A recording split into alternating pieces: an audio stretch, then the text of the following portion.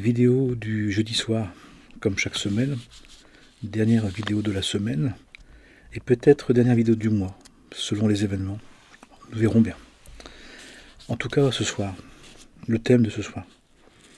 Tout nous demande des comptes dans cette fin des temps.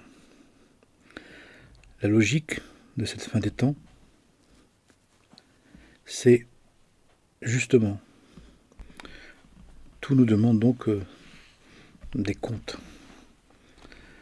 Tout ce que nous faisons, tout ce que nous voulons faire, tout ce que nous souhaitons faire est porteur potentiellement de contentieux, d'un historique qui veut se résoudre, qui veut se terminer, qui veut se conclure. C'est pour cela qu'il est dit que dans cette période de temps dans laquelle nous sommes, nous devons être extrêmement prudents et extrêmement parcimonieux, extrêmement vigilants à bien penser à ça, à bien penser que ce que nous voulons faire peut nous amener des règlements de compte qui peuvent être très durs, très lourds, voire très violents. Parce que, encore une fois, on nous laisse entendre, on nous dit que dans cette conclusion, cette fin des temps, amène donc un solde de tout compte. Solde de tout compte qui fait que tout ce que nous vivons, que notre vie actuelle, que notre génération, dans ce temps actuel, à chaque endroit de son existence, à chaque endroit de notre expérience, nous connectons, nous reconnectons avec un passé qui a un passif et un actif, qui a des dettes et des mérites. Il y a les deux, mais il y a les deux. Qui fait que les murs ont des oreilles, qui fait que les pierres se souviennent, que les arbres crient, que les événements nous révèlent ce qui était caché, ce qui était en attente, ce qui était les contentieux, les erreurs qui sont devenues, en les répétant des fautes, les fautes qui sont devenues ce qu'on appelle d'un point de vue un karma, d'autres d'être pécheurs. Ce qui fait que dans tous les cas, nous sommes les événements portent des traces, portent des mémoires, portent des empreintes, des résidus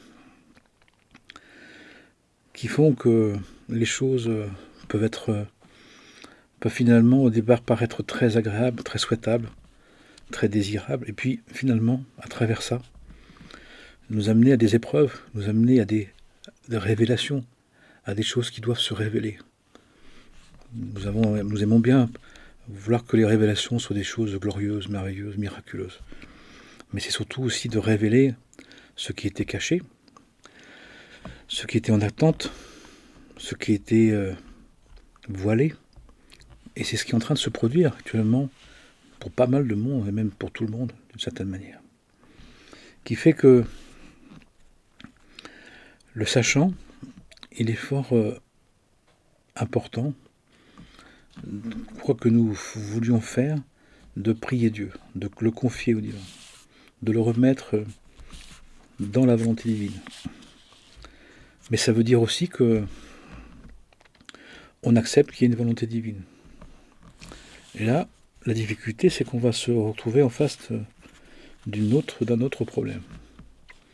C'est qu'on a le grand risque de confondre l'imaginaire de l'ego et l'imagination de l'âme divine, l'inspiration de l'âme divine, l'intuition de l'âme divine qui capte la volonté divine, qui capte son projet divin. La différence, c'est que l'imaginaire de l'ego est auto-centré sur lui-même. Il se passe de Dieu. Il n'accepte pas d'avoir été créé. Il ne supporte pas d'être une créature de Dieu. Il veut s'autodéfinir. Il refuse sa vie. Il réfute son existence.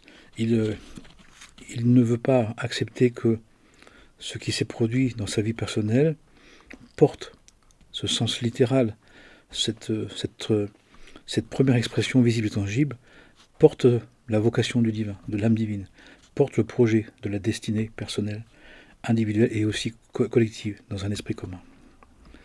Tandis que l'âme divine, elle souhaite, par tout le travail spirituel de disciple, de discipline et de serviteur, justement de développer ses qualités, ses capacités, ses vertus, pour capter par l'imagination, par intuition, par inspiration, la présence du divin. C'est tout à fait différent. Donc nous sommes dans une situation très intense, très profonde, sérieuse, impérative, dans un grand passage de l'être, qui fait que nous devons donc savoir que à chaque chose que nous soulevons, comme il dit dans Thomas, soulève la pierre et je serai là, coupe le bois et je suis. C'est-à-dire que tout est derrière chaque chose, en dessous de chaque chose, à l'intérieur de chaque pensée, parole et acte, il y a un historique qui est attaché, il y a des mémoires qui sont attachées, il y a des vestiges, des empreintes, il y a des restes, il y a des souvenirs qui viennent, qu'on fait venir en ayant une intention, faisant des choses. Donc nous devons le savoir pour ne pas être surpris. Nous devons le savoir pour ne pas trop en faire, pour ne pas penser que on peut se conduire et qu'il n'y ait pas de conséquences, qu'on peut faire comme on veut et qu'il ne devrait pas y avoir de conséquences, que ça devrait faire comme on veut et faire que le bien que l'on veut. Ce n'est pas possible, puisque nous sommes, dans nos générations, dans ce temps d'humanité, dans le travail spirituel, d'assumer le solde de tout compte. Nous avons un héritage, à la fois héréditaire, face à la fameuse croix, et puis aussi de l'âme, et l'âme qui avec ses mérites et ses dettes. Et nous avons la responsabilité d'assumer. Ça veut dire que notre vie est d'assumer le solde, d'assumer la conclusion, d'assumer le fait que tout nous demande des comptes. Et plein de personnes pourraient attester dans leur propre vie actuellement qu'elles ne cessent de devoir rendre, de devoir donner, de perdre, de quitter, d'être quitté, de se priver, que ça soit supprimé, que ça soit enlevé. Et ce qui nous reste, à travers tous ces événements-là, c'est une vie très simple, très spartiate, très monacale, très limitée, avec un minimum de sécurité physique, affective, matérielle, financière. Mais en même temps, dans la configuration dont on parle, dans la situation dans laquelle on parle, il faut savoir qu'en nous mettant dans une situation de grande simplicité, de grand dépouillement, de grande fragilité, c'est une manière de payer tous ces comptes, de rendre compte, de passer cette étape dans un état de modestie, de simplicité, d'humilité, de petitesse, de réduction, qui nous permet de passer par le chat de l'aiguille. Il est plus facile qu'un dromadaire, un chameau, de passer qu'un homme riche, que quelqu'un qui se croit riche, qui soit plein de lui-même. Donc pour passer le chat de l'aiguille dans lequel nous sommes et vers lequel nous allons, il faut, et nous sommes, défaits de toute notre gloriole, de toute notre considération personnelle, de toute notre importance. Et il faut savoir, pour ajouter encore un élément, que les enseignements nous disent que si nous avons la grâce d'être dénigrés, d'être oubliés, d'être humiliés, c'est une grande manière de nous défaire, de nous délier, d'être déliés, de contentieux que nous sommes venus régler. Ça veut dire que nous devons le faire et que ça va se faire. Et au lieu d'être rétif, au lieu de repousser, de refuser, au lieu de, une énième fois, se plaindre, se complaindre, pourquoi pas? On le fait tous, mais ça ne marchera pas. Parce qu'il y a un impératif, il y a un absolu. Le mal qui vient à notre porte, les huissiers qui viennent à notre porte ne se sont pas trompés d'adresse. C'est bien notre nom qui est sur le document. C'est bien nous qui avons la responsabilité d'assumer toutes les conséquences de ce qui s'est produit de génération en génération, de vie en vie, depuis le début des temps. Et c'est toute notre royauté, c'est toute notre grandeur. C'est d'accepter, d'assumer tout l'héritage, d'assumer toutes les conséquences, d'assumer que tout nous demande des comptes qui se dévoilent. Donc ne soyons pas étonnés, ne soyons plus étonnés.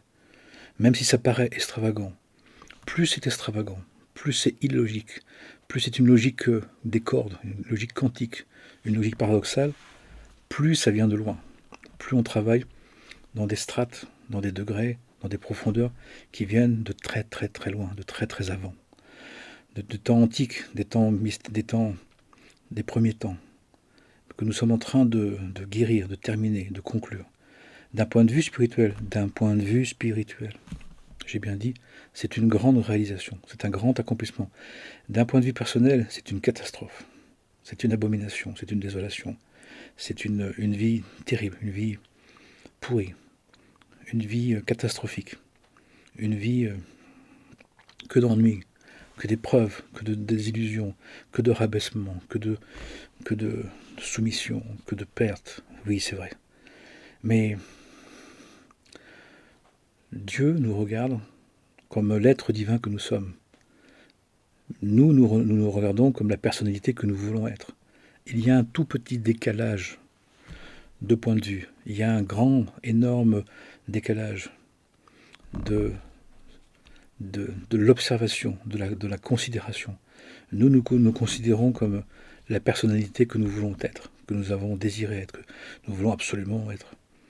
Mais le divin, lui, nous aide, nous soutient, nous suit, nous conduit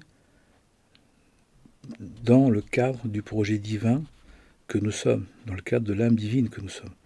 Et si la personnalité ne la représente pas, n'y adhère pas, ne la soutient pas, nous sommes dans des temps maintenant où la personnalité, eh bien, devra faire avec. Ne peut plus faire autrement que de faire avec. Et je nous conseille de savoir baisser la tête, de savoir remercier, de savoir craindre, de savoir faire en sorte que notre personnalité suive ce que la volonté divine veut en accord avec notre âme divine. Parce que c'est le meilleur moyen d'être défait sans y ajouter en plus de la haine, de la peine, de la souffrance. Notre résistance est vaine. Notre refus est obsolète. Notre dénigrement ne fera rien. Nous devons naître en haut. Nous devons passer le chat de l'aiguille, qu'on le veuille ou pas. Si vraiment on ne le veut pas, si vraiment on n'est pas prêt, eh bien, on partira dans l'attente et on reviendra pour le faire. C'est que partie remise. Mais ça veut dire aussi qu'on se prépare une suite et une fin de vie extrêmement difficile. Alors qu'on peut, malgré tout, on peut encore à chaque instant, d'accepter notre sort, d'accepter que ta volonté soit faite. Mais vraiment, pas que des mots. Ta grâce me suffit, mais pas comme une belle image biblique. Non, comme une réalité que l'on vit, comme une réalité que l'on souhaite, comme une réalité qu'on attend, qu'on incarne. Parce que c'est la meilleure manière de vivre la descente aux enfers pour la personnalité qu'elle ne peut vivre que parce que notre âme divine, elle, est en train d'être dans la résurrection de sa royauté. Au même moment où il y a une crucifixion, où il y a une mortification, où il y a une descente, une partie de notre être dit « Père, mais pourquoi tu m'as abandonné, pourquoi tu ne fais rien ?» Et notre Père qui dit « Père, mais comme tu me glorifies, au même moment, pour la même situation, notre personnalité se plaint, se complaint, se sent abandonnée, se sent une énième fois, comme d'habitude, oubliée, abandonnée, rejetée, humiliée. Et au même moment, l'âme divine, elle se réjouit. Enfin la résurrection, enfin l'essentiel qui revient, enfin les retrouvailles avec les divins, enfin la nouvelle alliance, l'alliance consciente, volontaire, choisie, désirée avec le divin, pour mieux nous accomplir. Dans un temps où tout nous demande des comptes, tout ce qu'on veut, tout ce qu'on pense, tout ce qu'on fait, tout ce qu'on regarde, tout ce qu'on imagine, est porteur potentiellement d'un règlement de compte en cours. C'est pour ça que nous devons être très très très prudents avec tous nos projets, toutes nos projections. Parce que nous pouvons activer et faire descendre dans notre vie justement des régulations, des régulations, des demandes de régulation. Parce que justement, maintenant, eh bien, on doit en terminer avec tout ça, nous dit-on. C'est pour ça qu'on dit à un moment donné que les murs ont des oreilles, que les pierres se souviennent et demandent réparation, que les arbres nous disent mais c'est lui qui a fait ça ici. Et ce qui fait aussi que parfois on peut être accusé, qu'on peut être mal regardé, qu'on peut être humilié, qu'on peut être agressé, alors que ça n'a ni queue ni tête. Et qu'on peut être même abattu, alors que ça n'est queue ni tête. Il y a des choses terribles, terrifiantes qui se passent, qui dépassent l'entendement de cette vie. Bien sûr, sur la lecture d'une vie, d'une personnalité, c'est impossible, c'est insupportable, c'est totalement injuste. Mais c'est une vision courte qui est très arrangeante, qui peut nous rassurer un moment, bien évidemment. Mais si on a conscience que Dieu existe, si on sait que Dieu n'est que toute bonté, bon et tout bon, on sait que la justice divine est absolue. Et la justice de l'âme. Mais nous, on aime bien regarder la justice des personnalités. Ça nous rassure, c'est confortable. Parce que souvent, ça nous permet de nous dire que c'était pas juste. Mais d'un point de vue du divin, la justice des âmes est là. Tout nous demande des comptes parce que on nous demande des comptes au niveau de notre âme, de notre participation de l'âme, de génération en génération, de vie en vie, à cette création, qui fait que chacun, on le vit. Il y a des choses qui se produisent, des choses qui nous sont rappelées, des choses qui nous sont reprochées, des choses qui nous sont remarquées, qui dépassent l'entendement d'une vie, qui dans cette vie n'est pas compatible, ne va pas. Mais parce que on a la personnalité, la mémoire courte. La personnalité se souvient que de ce qui l'intéresse, de ce qui lui parle, de ce qui la rassure, de ce qui la cohère, de ce qui la justifie. Mais nous ne sommes pas qu'une personnalité que l'on désire, que l'on veut. On est un être divin qui a une longue histoire, une très longue histoire, qui a commencé au début des temps et qui finira à la fin de cette création, qui va encore durer très très longtemps. Et pour passer à l'étape suivante, dans ces temps messianiques, où tout sera dévoilé au fur et à mesure, tout sera vu en temps réel, eh bien on nous propose avant ce temps-là qui arrive, eh bien de nous défaire justement de tout ce qui nous alourdit, de tout ce qui nous peine, de tout ce qui nous a fait oublier le divin, tout ce qui nous a fait dériver, tout ce qui nous a lancé dans cet imaginaire de l'ego qui veut se faire croire qu'il peut maîtriser les choses, qu'il peut décider de tout comme il veut, et que ça se fasse comme ça veut, et que tout ce qui est contraire à son vouloir n'a pas lieu d'être. Bien évidemment, c'est faux. Et on le voit. Et donc le rappel peut être extrêmement dur. Le rappel de la vérité, des vérités divines, de la véritable présence de Dieu, peut être quelque chose de très saisissant, de très foudroyant, de très dur, très dur. C'est la logique de la fin des temps anciens. Encore une fois, Dieu nous en préserve, pas la fin du monde, d'aucune manière, mais la fin de cette étape-là, qui est comme elle est, et qu'on voit bien. Je vois bien que plein de monde essaye de s'en tirer à sa manière, de minimiser, de regarder ailleurs, de regarder autre part, de ne pas vouloir que c'est vraiment accepté, de se faire croire. Mais là, on arrive à une étape où maintenant, on doit devenir très très réaliste de ce qui se produit, de faire vraiment un acte de gratitude, de joie, mais aussi d'humilité, de modestie et de crainte. Nous devons, quand nous voulons faire quelque chose, quand nous souhaitons faire quelque chose, quand nous désirons faire quelque chose, d'être très prudent, de craindre ce que ça peut révéler, de ce que ça peut soulever, de ce que ça peut faire. Je peux partir le matin, comme chaque matin avec ma voiture, mais si je pars avec une mentalité pas terrible, en face, ça peut être un camion qui vient. Maintenant, avant c'était un coup de klaxon, qui nous énervait d'ailleurs. Pour qui il se prend celui-là? Mais maintenant, ça peut être... Et malheureusement, là où je suis, on l'a vécu il y a très peu de temps. Et il faut savoir que c'est extrêmement dur pour tout le monde. Parce que c'est tellement démonstratif, c'est tellement démesuré. Bien sûr qu'on ne comprend pas d'un point de vue d'une vie, bien évidemment. Mais ça, c'est la version de l'ignorance, de l'idolâtre, du débauché, de quelqu'un de l'égocentrique. Mais nous ne sommes pas ça. Nous sommes un être divin. Nous avons le devoir de chercher le divin. Chercher le royaume de Dieu, c'est un ordre divin. Nous avons le devoir d'aimer notre prochain. Nous avons le devoir de prendre soin. Nous avons le devoir d'être vigilants. Il y a des obligations. Il y a des règles du jeu. Bien sûr, je vois que souvent les personnes, ça les saoule. Même quand ceux qui croient en Dieu, ils veulent avoir leurs propres règles, leurs propres lois. Alors que Jésus, mon Jésus d'amour, le vrai, celui qui est soi-disant la référence pour beaucoup, il a dit, je ne change pas iota de la loi et des prophètes. Alors, si moi vous ne m'écoutez pas parce que je suis rien, écoutez-le lui. Il a dit, on ne change pas un iota de la loi et des prophètes. Le monde passera il n'y a pas un iota de la loi et des prophètes qui est enlevé. Alors, ça veut bien dire ce que ça veut dire. Donc, il y a bien des règles que nous devons apprendre, que nous devons étudier. Mais nos racines judéo-chrétiennes ont été égarées. Et on interprète à notre manière. On est dans un imaginaire égotique. Et l'imaginaire égotique, il ne voit que d'un œil. Borgne, sourd, aveugle, menteur, voleur, tueur, mécréant, idolâtre, débauché, égocentrique. Donc à partir de là, la version qu'il propose n'est jamais la bonne, est toujours fausse, est toujours manquante, est toujours à demi ou à quart. Ça nous coûte très cher, à tous ça nous a coûté très cher. Et à un moment donné, c'est bien de rentrer dans le rang, c'est bien de suivre, suis-moi, suivre le divin.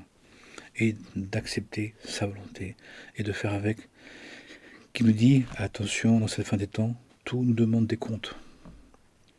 Parce que nous sommes vus comme l'être divin que nous sommes, qui a un historique très long, qui est déjà venu et qui reviendra, et maintenant, à qui on demande des comptes, parce qu'il doit faire solder les temps anciens, les temps antiques, tous les temps antiques qui se sont produits, toutes les incarnations, tous les revenus, les retours qui se sont produits.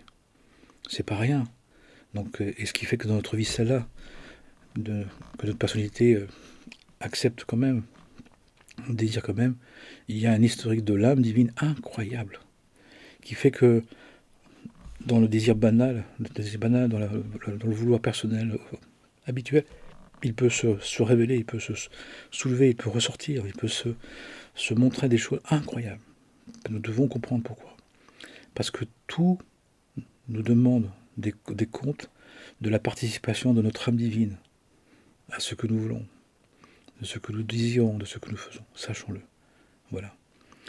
Je vous souhaite une très bonne fin de semaine. Comme chaque semaine, je nous invite à nous retirer du monde, du vendredi midi au samedi soir, 18h, pour nous consacrer à Dieu et pour nous laisser être en Dieu, être dans le temple, un temps monacal, un temps monastique, un temps de retrait, un temps où on déconnecte du monde pour mieux se retrouver dans cette dimension de grande intériorité. On rentre au monastère, on rentre dans le temple, on rentre dans ta chambre haute, ferme la porte du monde et reste-y. Reste avec Dieu. Un jour par semaine, c'est pas grand-chose quand même. Pour nous permettre justement de faire la synthèse de la semaine, d'intégrer la semaine et de préparer spirituellement parlant la semaine suivante. Je vous souhaite donc un très bon temps de retrait monacal hebdomadaire et puis à la semaine prochaine, sauf événement personnel, individuel et collectif qui ferait que ça serait pas possible ou difficile. On va voir ce qui va se passer. Amen et Amen.